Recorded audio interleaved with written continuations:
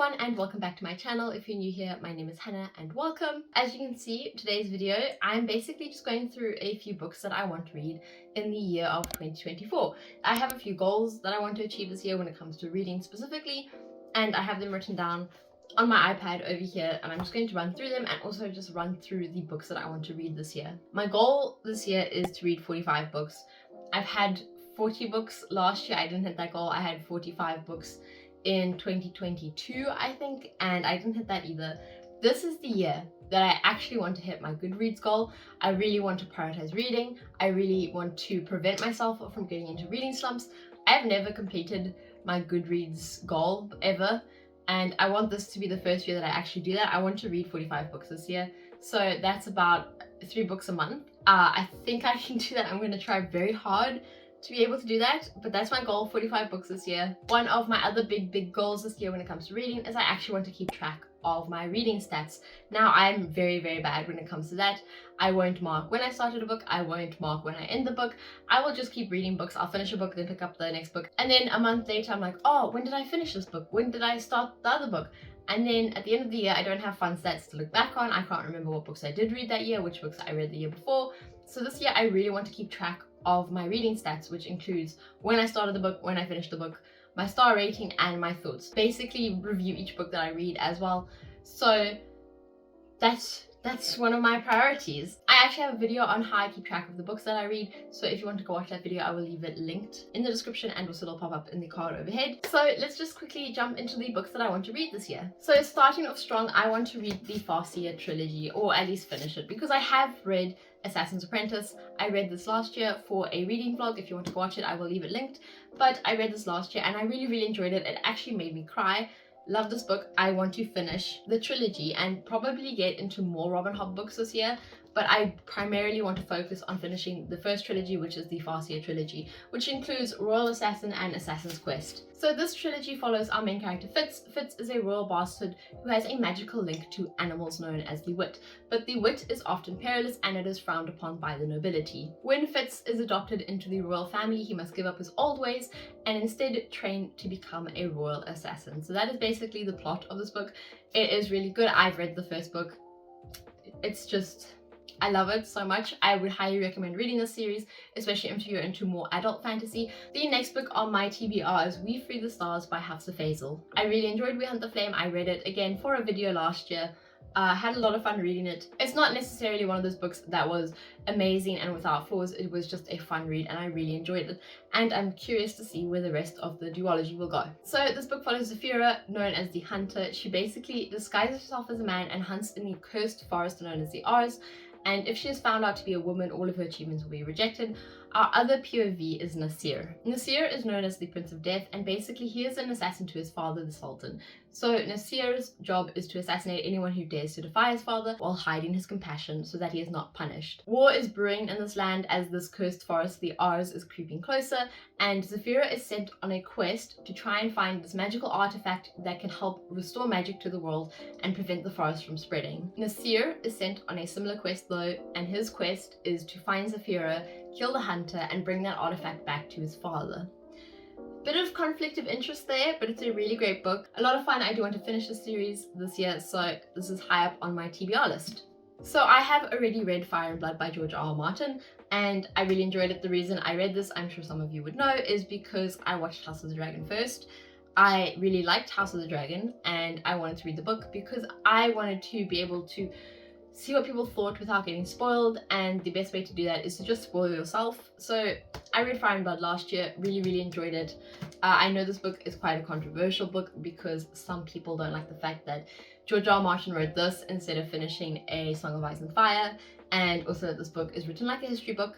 That is just something that you should know if you want to get into the series. Don't read it if you don't want to read a history book with no emotion, basically no dialogue. It's basically just a recounting of the events of House Targaryen, which is a house in Game of Thrones, or A Song of Ice and Fire. Why this book is on my TBR is I want to maybe reread it before the second season of House of the Dragon releases, which is releasing I think in July or June this year. I'm really looking forward to season 2, and I kind of want to brush up on the knowledge, so I might only reread the part of the Dance of the Dragons in this book. I'm not sure yet. I'll see how this year goes. This book follows a detailed account of the history of House Targaryen, starting with Aegon the Conqueror, who was the first Targaryen in Westeros, and following up until the end of the Dance of the Dragons, which was a huge civil war that basically almost destroyed House Targaryen. So one of my other priority authors, if you can see, is Brandon Sanderson. I have quite a few of Brandon Sanderson's works on my shelf, and I haven't read a single one of his books before. I think the reason why I haven't read them or committed is because I've been trying to savor them, and I want to read them when the time is right. And I think 2024 is the year of me reading Brandon Sanderson. The two series that I want to prioritize this year and read first is Mistborn and Skyward. I do know his Stormlight Archive series is really, really amazing. The only thing with that is I don't know if by the time I finished these two series first, where I'll be in the year, maybe it'll already be December and I'm only getting around to Brandon Sanderson. So the first one that I actually want to read is Skyward. I've got the first 3 books. I don't know if it's a trilogy. This one's upside down. So Skyward is the first of Brandon Sanderson's works that I want to read this year. I want to prioritize it and sort of jump into it. It's a bit more of a sci-fi than a traditional fantasy, which I don't really read sci-fi that much. This I want to prioritize because I think it'll be the series I will enjoy of his the least. There is some logic to this reasoning, so don't question it.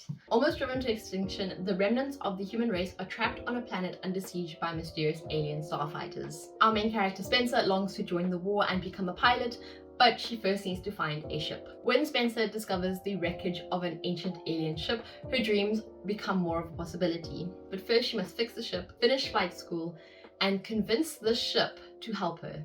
Because, as it turns out, the ship actually has a soul. It sounds very intriguing, I won't lie, it does sound like a very interesting book. The premise is quite unique, so I'm curious to see if I will enjoy the series. I think I will, but yeah. The next of Brandon Sanderson's series that I want to read this year is the Mistborn Trilogy. I have heard so many good things about Mistborn, which is why I'm so excited to read this series. I'm really looking forward to it. So the first book is called The Final Empire. This is the Mistborn Book 1 by Brandon Sanderson. For 1,000 years, this world has been ruled by the immortal emperor, Lord Ruler. Farseer, a half-scar with the power of a Mistborn, begins recruiting a team of the underworld's elite who share similar powers with him, tasking them to steal from the Emperor. But in this book, we follow one of the new recruits, Gwynne, a half-scar orphan who finds it very difficult to trust. But if she wants to learn how to master powers she'd never even dreamed of having before, she needs to open up and learn to trust Farseer. That's the premise of this book. Really excited to read it. I think it'll be a lot of fun. The next trilogy on my TBR is the Greenbone Saga by Fonda. Now these books I have heard seriously amazing things about. I'm really excited to read these. I love an Asian inspired fantasy world. They're just so unique and refreshing. So the first book is Jade City. Crime syndicate, Godfather-esque, urban fantasy series, adult fantasy series.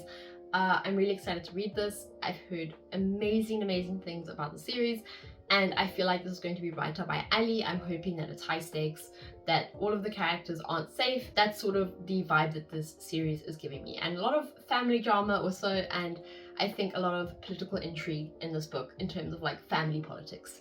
The next book that I have on my TBR that I want to prioritize reading this year is The Black Prism by Brent.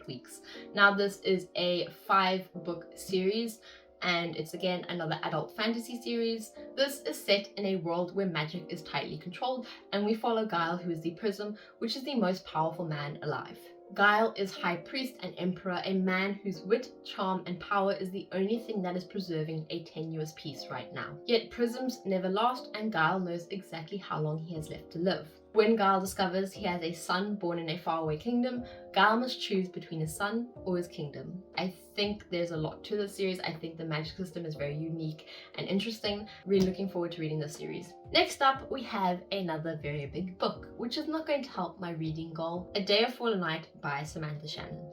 Now, this book is set in the same world as The Priory of the Orange Tree, which I think more of you would have heard of. This is basically a prequel to The Priory of the Orange Tree. Though the characters from The Priory of the Orange Tree do not appear in this book is set a couple hundred years before then. I read The Priory of the Orange Tree I think about 2 years ago.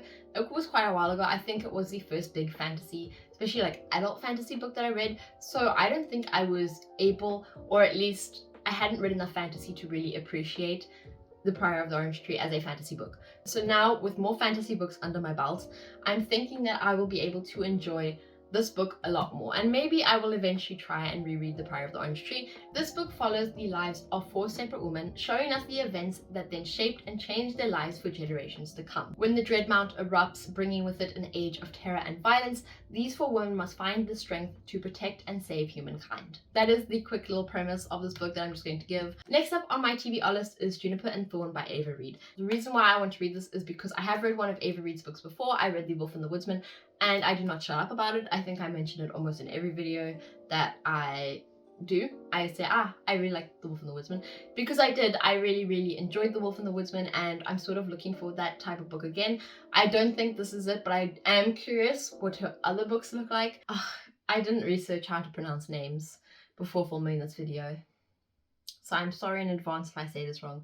I think it's Marlyken, because like, is it Leech? It's not Leechin. Leechin is the thing, but it's actually pronounced Lycan, but then there's an M-A-R in front of it. So Marlyken. I'm going to say Marlyken, because I don't think Marleechin is right. Marlyken. This is a gothic horror retelling of the Juniper tree set in the same world as The Wolf and the Woodsman. This book follows Marlyken. Marlyken lives with her 2 sisters and her controlling wizard father in a city that is shifting from magic to industry. So it's going through a bit of an industrial revolution. As the last witches in the city, Marlyken and her sisters are basically just a tourist trap, bringing in tourists and treating them with archaic remedies and nostalgic charm. At night, Marlyken and her sisters sneak out the house and explore and enjoy the city, specifically a new ballet theatre that has just opened up, where a dancer quickly captures Marlyken's heart. But while the city flourishes, a monster lurks in its midst, and Marlyken must draw upon her magic to protect her home. I don't know what the Juniper tree is about, so I'm kind of going into this a little bit more blind than some other people might. Next up on my TBR is The Inheritance Trilogy by N.K. Jemisin. The thing is, this isn't a big book. It's 3 books or 4 books, 3 books. So it's a big book, but it's not a big book. I just love the bound up edition.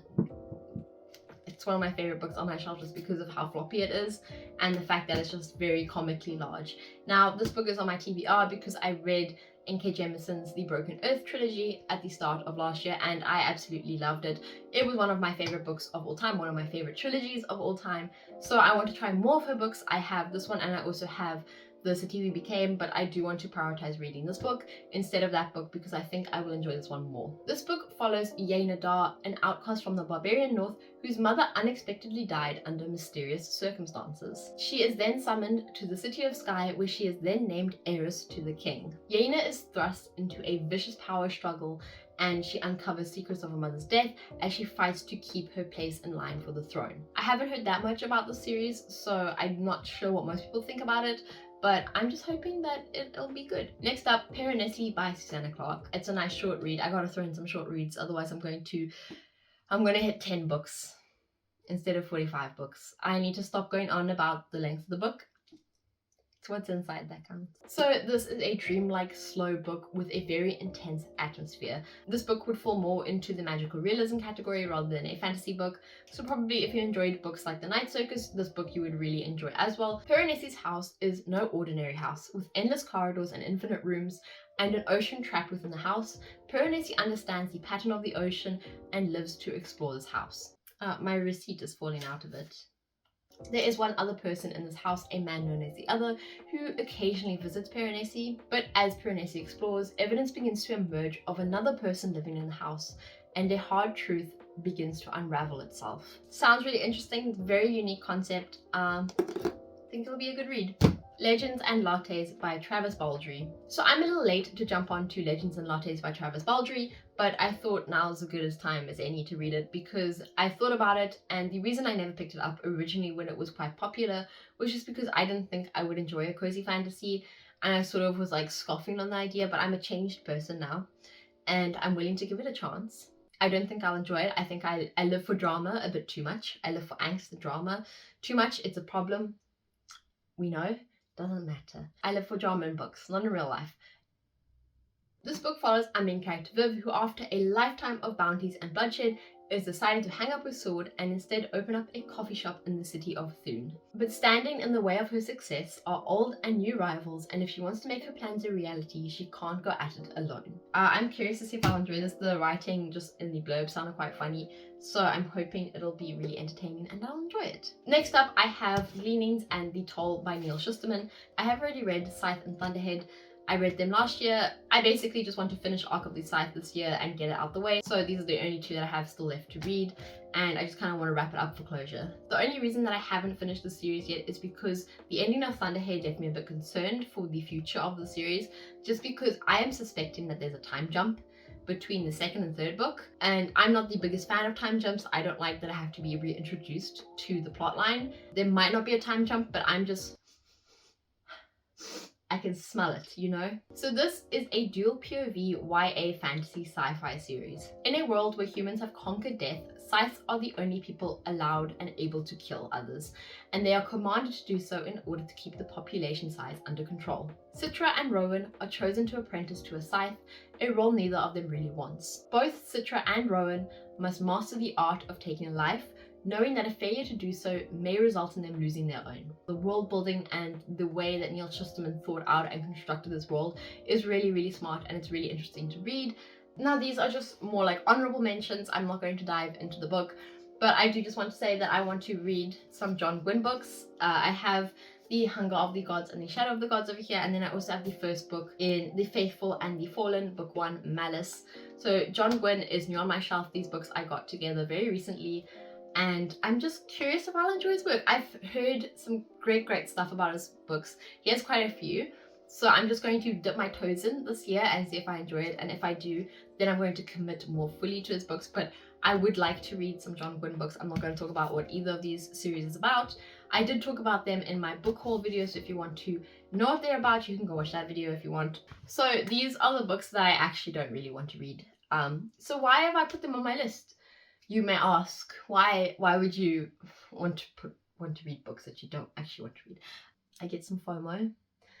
I don't like when other people read books and then I'm sitting here, everyone's reading this book, and I feel like I'm left out. Like I'm standing outside the classroom knocking against the window like, what are you guys talking about? And then they're all talking about the same thing and I haven't read it, so I can't talk to people about it. So House of Flame and Shadow by S.J. Maas. It's on my TBR purely for the reason that I have FOMO. I have serious FOMO, and I'm just curious to see, maybe this book will be the book that's actually really great, you know? House of Flame and Shadow is going to give Endgame, and I just want to see how it's handled. I'm not the biggest fan of it. I think it's very cheap. I think it's very fan servicey. I hate fan service. I mean, like, it's cool when it's done right, but this is like too much fan service, so it just feels a little, you know. But I'm very curious to see how she handles it, because it's become like a whole like Marvel Cinematic Universe at this point. And then on top of that, saying I want to read it is maybe not the most accurate way of saying it, but one of the books that I'm going to read this year is also Iron Flame. I read Fourth Wing last year. It was alright. Nothing amazing. Kind of forgot a lot what happened, and Iron Flame got released a couple months ago. I haven't jumped on it just because I've been reading other books. I just want to read it so that I can get my own thoughts on it and have my own opinion on it. I didn't enjoy Fourth Wing that much, but I just have very bad FOMO, and I need to read these books, because if everyone else is talking about these books, then I'm just sitting there having not read the books, and then I'm like, I can't talk to anyone about these, but everyone's just talking, you know. It's like you're standing in a circle with people and they're all talking about one thing, but you can't relate to it because you've never experienced that, and you're sort of standing there like, yeah, really, wow, yeah. That's how I feel, and that is why I'm reading these books. It's going to be worse with Crescent City, though. When House of Flame and Shadow releases, goodbye talking about any other books for about a whole month. Anyway, that is it for today's video. I hope you guys enjoyed it, and if you did, don't forget to leave a like and hit subscribe. And if you want to see even more videos from me, then don't forget to turn on post notifications. If you want to find even more of me, you can follow me on Instagram. I'm very active on Instagram, and I would love to chat to you guys over there some more. So yeah, that is it for today's video. So bye guys, I'll see you next week Sunday with another video.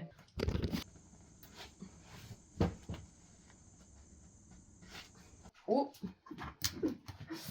Oh no, they're already falling, but I have a few books over here next to me.